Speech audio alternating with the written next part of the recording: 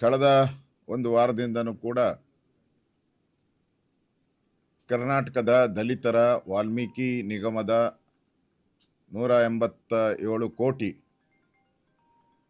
ಹಣವನ್ನು ಖಜಾನೆಯಿಂದ ಲೂಟಿ ಮಾಡಿ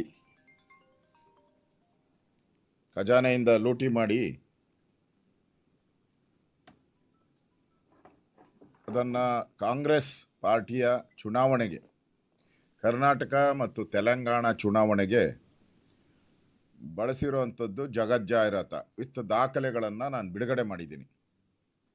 ಮೊನ್ನೆನೂ ಕೂಡ ನಾನು ದಾಖಲೆಗಳನ್ನು ಬಿಡುಗಡೆ ಮಾಡಿದ್ದೀನಿ. ಅದ್ರ ಬಗ್ಗೆ ಇಷ್ಟಿದ್ರೂ ಕೂಡ ನಮ್ಮ ವಿರುದ್ಧ ಪ್ರತಿಭಟನೆ ಮಾಡ್ತಾರೆ ಹೊರತು ಕಾಂಗ್ರೆಸ್ ಅವರು ನಮ್ಮ ಪ್ರತಿಭಟನೆಗೆ ಹೆದರಿ ಅವರು ಪ್ರತಿಭಟನೆಗೆ ರೂಲಿಂಗ್ ಪಾರ್ಟಿ ಆದಂಥವ್ರು ಪ್ರತಿಭಟನೆಗೆ ಇಳಿತಾ ಇದ್ದಾರೆ ಅಂತ ಹೇಳಿದ್ರೆ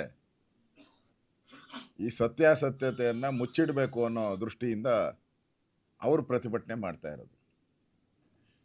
ಸತ್ಯ ಇಲ್ಲ ಅಂದಿದ್ರೆ ಅವ್ರು ಬೀದಿಗೆ ಬರೋ ಅವಶ್ಯಕತೆನೇ ಇರಲಿಲ್ಲ. ಜನನೇ ತೀರ್ಮಾನ ಮಾಡ್ತಾಯಿದ್ರು, ಇದು ಸತ್ಯ ಇಲ್ಲಪ್ಪ ಅಂತೇಳಿ. ಜನ ಯಾವಾಗ ವಾಲ್ಮೀಕಿ ನಿಗಮದ ಹಣ, ದಲಿತರ ಹಣ, ಬಡವ್ರಿಗೆ ಸೇರಬೇಕಾಗಿದ್ದಂಥ ಹಣ ಲೂಟಿಯಾಗಿದೆ, ಜನ ಧ್ವನಿ ಎತ್ತಕ್ಕೆ ಶುರುವಾದರು. ಇಡೀ ರಾಜ್ಯದಲ್ಲಿ ನಮ್ಮ BJP ಕಾರ್ಯಕರ್ತರು ಎಲ್ಲ ಜಿಲ್ಲೆಗಳಲ್ಲೂ ಹೋರಾಟ ಮಾಡ್ತಾ ಇದ್ದಾರೆ. ಜಿಲ್ಲಾ ಕೇಂದ್ರಗಳಲ್ಲಿ ಒಂದು ವಾರದಿಂದ ಹಗಲು ರಾತ್ರಿ ಧರಣಿನೂ ಕೂಡ ಮಾಡ್ತಾ ಇದ್ದಾರೆ. ಇದರ ಪ್ರತಿಫಲವಾಗಿ ಇವತ್ತು ಸರ್ಕಾರ ಒಂದು ರೀತಿ ಇಕ್ಕಟ್ಟಿನ ಪರಿಸ್ಥಿತಿಯಲ್ಲಿದೆ. ನಾವು ಇದನ್ನು ಇಲ್ಲಿಗೆ ಬಿಡಲ್ಲ. ನಾಳೆನೂ ಕೂಡ ವಿಧಾನಸೌಧ ಮುತ್ತಿಗೆ ಹಾಕುವಂಥ ಕಾರ್ಯಕ್ರಮವನ್ನು ನಾವು ಮಾಡ್ತಾ ಇದ್ದೀವಿ. ನಾಳೆ ಬೆಳಗ್ಗೆ 9:00ವರೆಗೆ ಫ್ರೀಡಮ್ ಪಾರ್ಕಿಂದ ವಿಧಾನಸೌಧ ಮುತ್ತಿಗೆ ಹಾಕುವಂಥ ಕೆಲಸವನ್ನು ನಮ್ಮ BJP ಕಾರ್ಯಕರ್ತರು ಮಾಡ್ತಾರೆ. ನಾನು ಭಾಗವಹಿಸ್ತೀನಿ. ಸನ್ಮಾನ್ಯ ವಿಜಯೇಂದ್ರ ಅವರು ಅದರಲ್ಲಿ ಭಾಗವಹಿಸ್ತಾ ಇದ್ದಾರೆ.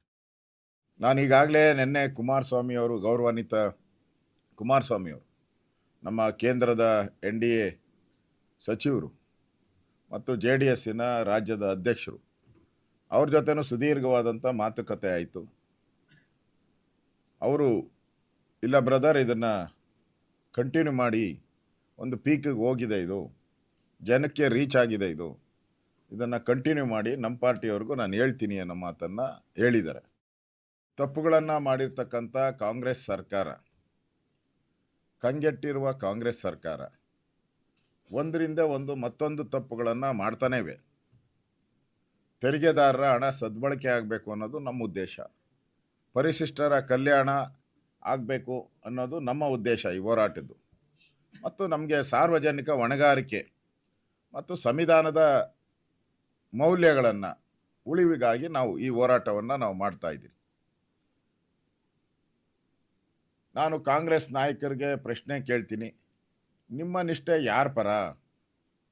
ಪರಿಶಿಷ್ಟ ಹಿತಾಸಕ್ತಿಗಳ ಪರವೋ, ಸಂವಿಧಾನದ ಆಶಯಗಳ ಪರವೋ, ತೆರಿಗೆದಾರರ ಹಣದ ಸದ್ಬಳಕೆ ಪರವಾಗೋ, ಅಥವಾ ಲೂಟಿ ಮಾಡಿರುವಂಥ ನಾಗೇಂದ್ರನ ಪರವಾಗೋ ತೀರ್ಮಾನ ಮಾಡಿ. ನೀವು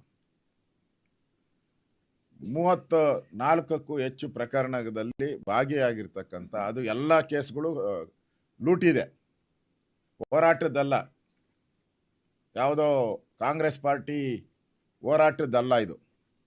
ಅವರು ಬೇರೆ ಬೇರೆ ದಿಕ್ಕುಗಳಲ್ಲಿ ಮಾತಾಡ್ತಾರೆ, ಬೇರೆ ಮುಖ್ಯಮಂತ್ರಿಗಳ ಮೇಲೆ ಇಲ್ವಾ ಅಂತ. ಅವರು ಪಾರ್ಟಿಗೋಸ್ಕರ ಹೋರಾಟ ಮಾಡಿರ್ತಾರೆ. ಇದು ಎಲ್ಲ ಕೇಸುಗಳು ಕೂಡ ಇಲ್ಲಿ ಎಲ್ಲ ಕಳ್ತನ ಮಾಡಿರೋದೆ, ಎಲ್ಲ ಲೂಟಿ ಮಾಡಿರೋದೆ. ಮೈನಿಂಗಿಂದ ಹಿಡಿದು ವಾಲ್ಮೀಕಿ ನಿಗಮದ ಹಗರಣಗಳು ಎಲ್ಲನೂ ಕೂಡ ಇಲ್ಲಿದೆ. ಇಷ್ಟು ಕೇಸನ್ನು ನಾನು ನೆನ್ನೆನೇ ನಿಮಗೆ ನಾನು ಕೊಟ್ಟಿದ್ದೀನಿ. ಇಷ್ಟು case with case number date ಐತೆ.